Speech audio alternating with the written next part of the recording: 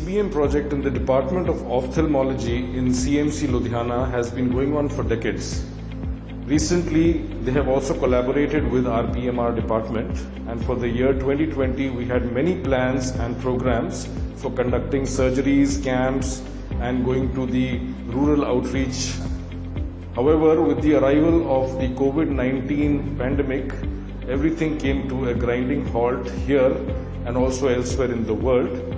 CBM graciously accepted our offer when we wrote a proposal for a project to say that we could go and meet our NGOs and spread the news about this dreadful disease that has overtaken the whole world and tell them how to prevent the spread of the disease. And therefore, the Waldensian Church from Italy was very generous in giving us a support for this project, and we have gone and completed the project in 24 villages in Punjab from 15th of June to 14th of September 2020.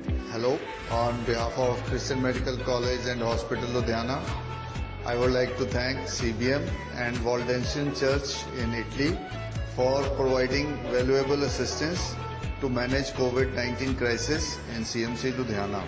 We had to go out for awareness camps and even screening of the patients in the community. But because of the COVID, we are not allowed to have large gatherings and calling the patients.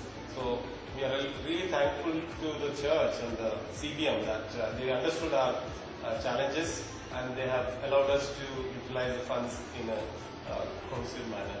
My name is Dr. Umang Bharwaj. I am a non-PG resident in the Department of Ophthalmology here at CMC Ludhiana.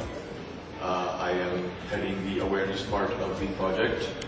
We have been able to visit many of our rural outreach centers where we have gathered the health workers and the administration and spread awareness about the precautions that are necessary and prevention techniques that should be informed to the public. We have also been able to have small meetings with village heads and provide them with pamphlets and protective equipment such as masks and sanitizers. And so I would like to thank the Waldensian Church and CBM for giving us this opportunity. Hi, I am Abhishek Nathaniel, Project Manager, CBM, CMC Ludhiana. I'm very much thankful to CBM and Waldensian Church for understanding the consequences of pandemic right now. We are providing the awareness for COVID-19 and distributing the material for COVID-19 in rural areas and base hospitals. So this is a project in association with the CBM organization, and it's been organized with the generous support of the Waldensian Church from Italy. So coronaviruses, they're a large group of viruses that cause illnesses in animals and humans. They're mainly respiratory pathogens, and they mutate frequently and can infect new species. Sometimes animal coronaviruses evolve to infect humans. This has happened before in cases of the Middle Eastern Respiratory Syndrome, the SARS, that happened in 2002, and now most recently COVID-19. So this is what the coronavirus looks like under a microscope. So ये जो COVID-19 disease है, ये initially China में शुरू हुई थी in mid-December, and अब तक ये 214 countries में फैल चुकी है around the world. On January 30th, WHO ने इसे Public Health Emergency of International Concern declare किया था, and on March 11th, WHO ने इसे pandemic declare कर दिया था. तो इसकी पहली इन्फेक्शंस तो लाइव एनिमल मार्केट के साथ लिंक्ड हैं, और अब ये पर्सन टू पर्सन ट्रांसमिशन हो रही है. तो ये ट्रांसमिशन 3 वेज में होती है. एक तो droplet transmission, direct contact and fomites. तो खंगे ਜਾਂ ਛਿੱਕ ਮਾਰੇ ਜੇ ਕੋਈ 2 ਮੀਟਰ ਦੀ ਦੂਰੀ ਦੇ ਵਿੱਚ ਹੈ ਤੇ ਉਹ ਕੋਰੋਨਾ ਵਾਇਰਸ ਉਹਨਾਂ ਦੇ ਜੋ ਥੁੱਕ ਜਾਂ ਨਿਕਲਦਾ ਉਹ ਉੜ ਕੇ ਜਾਂਦਾ ਹਵਾ 'ਚ ਤੇ ਉਹ ਦੂਜੇ ਬੰਦੇ ਨੂੰ ਇਨਫੈਕਟ ਕਰ ਸਕਦਾ. ਤੇ ਇਸ ਲਈ ਇੱਕ ਚੀਜ਼ ਜੋ ਗਵਰਨਮੈਂਟ ਕਹਿ ਰਹੀ ਹੈ ਕਿ ਇੱਕ ਦੂਜੇ ਤੋਂ ਦੂਰੀ ਰੱਖਣੀ ਚਾਹੀਦੀ ਆ, ਇਹ ਇਸ ਲਈ ਆ.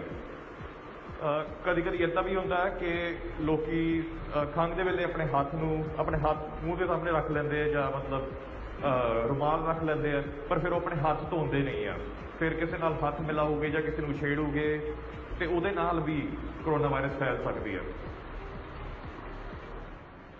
ਤੇ ਜਦੋਂ ਮੈਂ ਪਹਿਲਾਂ ਕਿਹਾ ਸੀਗਾ ਐਂਟੀਬਾਇਓਟਿਕ ਲੈਣ ਦਾ ਕੋਈ ਮਤਲਬ ਨਹੀਂ ਹੈ। ਕਈ ਲੋਕੀ ਸੋਚਦੇ ਆ ਕਿ ਜਦੋਂ ਵੀ ਥੋੜ੍ਹਾ ਜਿਹਾ ਉਹਨਾਂ ਨੂੰ ਬੁਖਾਰ ਹੋ ਜਾਂਦਾ ਜਾਂ ਇਹਦੇ ਕੋਈ ਲੱਛਣ ਹੋਰ ਹੋਣ ਲੱਗ ਪੈਂਦੇ ਤੇ ਸੋਚਦੇ ਆ ਕਿ ਆਪਾਂ ਆਪਣੇ ਆਪ ਹੀ ਠੀਕ ਕਰ ਲੈਂਦੇ, ਐਂਟੀਬਾਇਓਟਿਕ ਲੈ ਲੈਂਦੇ। ਉਹਦੇ ਨਾਲ ਕੋਈ ਫਰਕ ਨਹੀਂ ਪਊਗਾ ਕਿਉਂਕਿ ਉਹ ਅਲੱਗ ਕੀਟਾਣੂ ਦੇ ਕੰਮ ਕਰਦੀ ਹੈ। ਠੀਕ ਹੈ ਜੀ, ਤੁਸੀਂ ਆਓ ਹਸਪੀਟਲ ਆਓ, ਡਾਕਟਰ ਨੂੰ ਦਿਖਾਓ, ਤੁਹਾਨੂੰ ਅੱਛੀ ਟ੍ਰੀਟਮੈਂਟ ਮਿਲੇਗੀ, ਪਤਾ ਲੱਗੇਗਾ ਕਿ ਕੀ ਹੋ ਰਿਹਾ ਤੇ ਉਹਦੇ ਨਾਲ ਫਿਰ ਆਪਾਂ ਇੱਦਾਂ ਡੀਲ ਕਰ ਸਕਦੇ ਹਾਂ।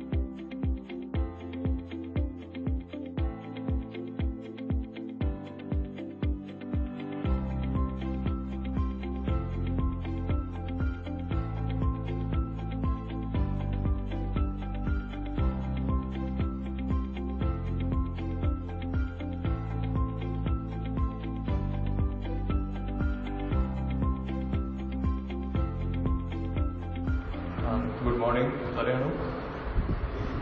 ਇਹ ਹੈ ਸਾਡਾ CMC CBM COVID-19 awareness project ਤੇ ਇਹ ਆਰਗੇਨਾਈਜ਼ ਕੀਤਾ ਜਾ ਰਿਹਾ ਹੈ ਵਾਲਡੈਂਸ਼ਨ ਚਰਚ ਦੀ ਸਪੋਰਟ ਨਾਲ। ਆਪਾਂ ਸ਼ੁਰੂ ਕਰਾਂਗੇ ਕਰੋਨਾ ਵਾਇਰਸਿਸ ਨਾਲ ਕਿ ਕਰੋਨਾ ਵਾਇਰਸਿਸ ਹੁੰਦੀਆਂ ਕੀ ਨੇ। ਤੇ ਇਹ ਇੱਕ ਵਾਇਰਸਿਸ ਦਾ ਗਰੁੱਪ ਹੈ ਜਿਹੜਾ ਜ਼ਿਆਦਾਤਰ ਲੰਗਸ ਦੀ ਪ੍ਰੋਬਲਮ ਕਾਜ਼ ਕਰਦਾ, ਮਤਲਬ ਜ਼ਿਆਦਾਤਰ ਫੇਫੜਿਆਂ ਦੀ ਬਿਮਾਰੀਆਂ ਹੁੰਦੀਆਂ ਇਹਦੇ ਕਰਕੇ। ਠੀਕ ਹੈ, ਇਹਦੇ ਨਾਲ ਮੇਰਾ ਪ੍ਰੈਜੈਂਟੇਸ਼ਨ ਖਤਮ ਹੁੰਦਾ। ਮੈਂ ਬਸ ਇੱਕ ਚੀਜ਼ ਦੁਬਾਰਾ ਦੱਸਣਾ ਚਾਹੁੰਦਾ ਕਿ ਤੁਸੀਂ ਜਦੋਂ ਵੀ ਜਾਓਗੇ ਲੋਕਾਂ ਕੋਲ ਉਹ ਤੁਹਾਨੂੰ ਇਹ ਸਾਰੇ ਸਵਾਲ ਪੁੱਛਣਗੇ। ਹੁਣ ਤੁਹਾਨੂੰ ਥੋੜ੍ਹੀ ਜਿਹੀ ਇਨਫੋਰਮੇਸ਼ਨ ਹੈ ਜੋ ਤੁਸੀਂ ਦੱਸ ਸਕਦੇ ਹੋ। ਮੇਨ ਚੀਜ਼ ਤੁਸੀਂ ਇਹ ਪ੍ਰਮੋਟ ਕਰਨ ਦੀ ਕੋਸ਼ਿਸ਼ ਕਰਨੀ ਹੈ ਕਿ ਇਸ ਵਾਇਰਸ ਤੋਂ ਇੰਨਾ ਮਤਲਬ ਪੋਜ਼ਿਟਿਵ ਹੋਣ ਤੋਂ ਇੰਨਾ ਡਰਨਾ ਨਹੀਂ ਚਾਹੀਦਾ। ਲੋਕਾਂ ਨੂੰ ਇਹੀ ਡਰ ਹੈ ਕਿ ਮਤਲਬ ਪੋਜ਼ਿਟਿਵ ਆ ਕੇ ਮੇਰਾ ਕੀ ਹੋਊਗਾ, ਮੈਨੂੰ ਬਿਠਾ ਦੋਗੇ, ਹਸਪੀਟਲ 'ਚ ਐਡਮਿਟ ਕਰ ਦੋਗੇ, ਇੱਦਾਂ ਦਾ ਹੋ ਜਾਊਗਾ। ਜਿੱਦਾਂ ਮੈਂ ਪਹਿਲਾਂ ਦੱਸਿਆ ਕਿ ਸਿਰਫ ਬਹੁਤ ਘੱਟ ਪਰਸੈਂਟੇਜ ਨੂੰ ਹਸਪੀਟਲ ਦੀ ਜ਼ਰੂਰਤ ਹੁੰਦੀ ਹੈ। ਕਾਫੀ ਲੋਕੀ ਤਾਂ ਘਰੇ ਬਹਿ ਕੇ ਆਪਣੇ ਆਪ ਹੀ ਠੀਕ ਹੋ ਜਾਂਦੇ ਨੇ। ਠੀਕ ਹੈ ਜੀ, ਤੁਸੀਂ ਇਹ ਪ੍ਰਮੋਟ ਕਰਨਾ ਹੈ ਕਿ ਤੁਸੀਂ ਆਓ, ਆਪਣਾ ਟੈਸਟ ਕਰਾਓ, ਜੇ ਲੋੜ ਪਈ ਜੇ ਕੋਈ ਲੱਛਣ ਨੇ ਤਾਂ ਟੈਸਟ ਕਰਾਓ ਆਪਣਾ, ਫਿਰ ਅੱਗੇ ਦੇਖਾਂਗੇ ਕਿੱਦਾਂ ਹੈਂਡਲ ਕਰਨਾ ਹੈ। ਜੇ ਨੈਗੇਟਿਵ ਆ ਗਏ ਇਹ ਤਾਂ ਬਹੁਤ ਅੱਛੀ ਗੱਲ ਹੈ, ਫਿਰ ਤੁਸੀਂ ਆਪਣਾ ਥੋੜ੍ਹਾ ਜਿਹਾ ਰੈਗੂਲਰ ਸਕੈਜੂਲ ਕਰ ਸਕਦੇ ਹੋ। ਪਰ ਜੇ ਪੋਜ਼ਿਟਿਵ ਆ ਗਏ ਫਿਰ ਆਪਣੇ ਆਪ ਨੂੰ ਸੁਰੱਖਿਅਤ ਰੱਖਣ ਲਈ ਤੇ ਆਪਣੇ ਨਾਲ ਵਾਲਿਆਂ ਨੂੰ ਸੁਰੱਖਿਅਤ ਰੱਖਣ ਲਈ ਬਹੁਤ ਜ਼ਰੂਰੀ ਹੈ ਕਿ ਤੁਸੀਂ ਕੁਆਰੰਟਾਈਨ ਕਰੋ ਜਾਂ ਕੋਈ ਟ੍ਰੀਟਮੈਂਟ ਮਿਲੇ, ਕਿਉਂਕਿ ਸਭ ਤੋਂ ਮੇਨ ਚੀਜ਼ ਇਹੀ ਹੈ, ਸਭ ਤੋਂ ਜ਼ਰੂਰੀ ਚੀਜ਼ ਇਹੀ ਹੈ ਕਿ ਆਪਾਂ ਆਪਣੇ ਆਪ ਨੂੰ ਪ੍ਰੋਟੈਕਟ ਕਰੀਏ ਤੇ ਦੂਜਿਆਂ ਨੂੰ ਪ੍ਰੋਟੈਕਟ ਕਰੀਏ। ਠੀਕ ਹੈ ਜੀ, ਤੇ ਮੇਰਾ ਪ੍ਰੈਜੈਂਟੇਸ਼ਨ ਖਤਮ ਹੁੰਦਾ ਹੈ। ਜੇ ਕੋਈ ਸਵਾਲ ਨੇ ਤੁਹਾਡੇ ਕੋਲ ਤੁਸੀਂ ਪੁੱਛ ਸਕਦੇ ਹੋ।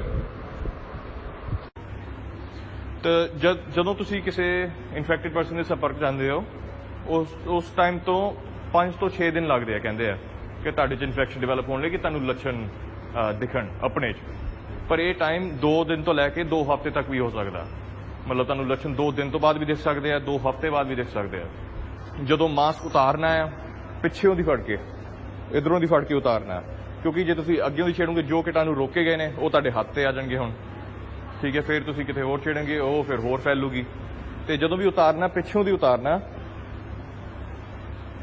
ਜੇ ਤੁਹਾਡੇ ਕੋਲ ਇਦਾਂ ਦੇ ਮਾਸਕ ਨੇ, ਸਰਜੀਕਲ ਮਾਸਕ ਇਹਨੂੰ ਕਹਿੰਦੇ ਆ, ਠੀਕ ਹੈ ਜੀ, ਇਹ ਇੱਕ ਵਾਰੀ ਯੂਜ਼ ਹੁੰਦੇ, ਸਿਰਫ ਇੱਕ ਵਾਰੀ ਤੋਂ ਜ਼ਿਆਦਾ ਨਹੀਂ ਯੂਜ਼ ਕਰ ਸਕਦੇ ਇਹਨੂੰ। ਜੋ ਘਰ ਵਾਲੇ ਮਾਸਕ ਹੁੰਦੇ ਜੋ ਕੱਪੜੇ ਦੇ ਬਣੇ ਹੁੰਦੇ ਉਹਨਾਂ ਨੂੰ ਤਾਂ ਅੱਛੀ ਤਰ੍ਹਾਂ ਧੋ ਕੇ ਧੁੱਪ 'ਚ ਰੱਖ ਕੇ ਦੁਬਾਰਾ ਯੂਜ਼ ਕਰ ਸਕਦੇ ਹੋ। ਠੀਕ ਹੈ ਜੀ, ਪਰ ਇਹ ਵਾਲੇ ਮਾਸਕ ਇੱਕ ਵਾਰੀ ਯੂਜ਼ ਕਰ ਸਕਦੇ ਹੋ 6-7 ਘੰਟੇ ਲਈ ਜੋ ਵੀ, ਫਿਰ ਇਹਨੂੰ ਸੁੱਟ ਦੇਣਾ। ਤੁਹਾਡੇ ਕੋਲ ਘਰੇ ਸੁੱਟਣ ਦਾ ਤਰੀਕਾ ਇਹ ਹੈ ਕਿ ਤੁਸੀਂ ਉਤਾਰ ਕੇ ਪਿੱਛੋਂ ਦੀ ਉਤਾਰ ਕੇ ਪੋਲੀਥੀਨ ਦੇ ਬੈਗ 'ਚ ਪਾ ਦੇਣੀ ਹੈ। ਪੋਲੀਥੀਨ ਦਾ ਬੈਗ ਬੰਦ ਕਰਕੇ ਫਿਰ ਕਿਸੇ ਡਸਟਬਿਨ 'ਚ ਸੁੱਟ ਦੇਣਾ।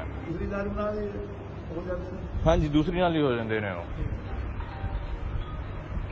ਠੀਕ ਹੈ ਜੀ, ਪਰ ਮੇਨ ਚੀਜ਼ ਤਾਂ ਤੁਸੀਂ ਵਾਪਸ ਜਾ ਕੇ ਸਾਰਿਆਂ ਨੂੰ ਇਹ ਦੱਸਣੀ ਹੈ ਕਿ ਜੇ ਕਿਸੇ ਨੂੰ ਲੱਛਣ ਹੋਣ ਜਾਂ ਕਿਸੇ ਨੂੰ ਲੱਗੇ ਕਿ ਕੋਈ ਵੀ ਤਕਲੀਫ ਹੋ ਰਹੀ ਹੈ, ਉਹਨਾਂ ਨੂੰ ਜਲਦ ਤੋਂ ਜਲਦ ਹਸਪੀਟਲ ਤੱਕ ਜਾਂ ਡਾਕਟਰ ਕੋਲ ਜਾਣਾ ਚਾਹੀਦਾ।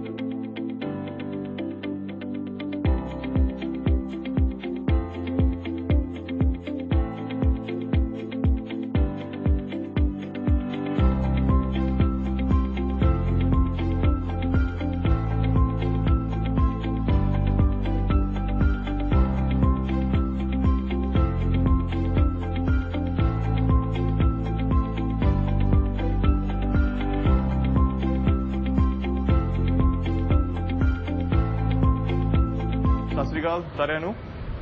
ਮੇਰਾ ਨਾਮ ਹੈ ਡਾਕਟਰ ਉਮੰਗ ਭਾਰਦਵਾਜ। ਮੈਂ CMC ਤੋਂ ਆਇਆ।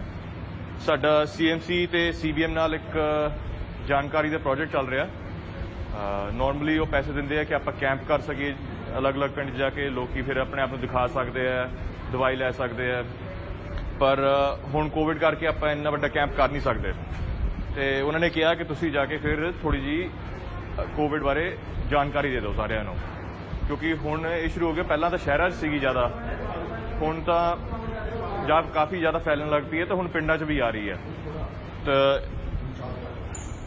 ਤੇ ਉਹੀ ਪ੍ਰੋਬਲਮ ਹੈ ਕਿ ਆਪਾਂ ਸਾਰਿਆਂ ਨੂੰ ਜਾਣਕਾਰੀ ਦੇਣੀ ਹੈ ਕਿ ਕਿੱਦਾਂ ਆਪਣੇ ਆਪ ਨੂੰ ਸੁਰੱਖਿਅਤ ਰੱਖ ਸਕਦੇ ਹੋ, ਕਿੱਦਾਂ ਆਪਣੇ ਪਰਿਵਾਰ ਨੂੰ ਸੁਰੱਖਿਅਤ ਰੱਖ ਸਕਦੇ ਹੋ ਤੇ ਇਹਦਾ ਫੈਲਣਾ ਕਿੱਦਾਂ ਰੋਕੀਏ ਆਪਾਂ।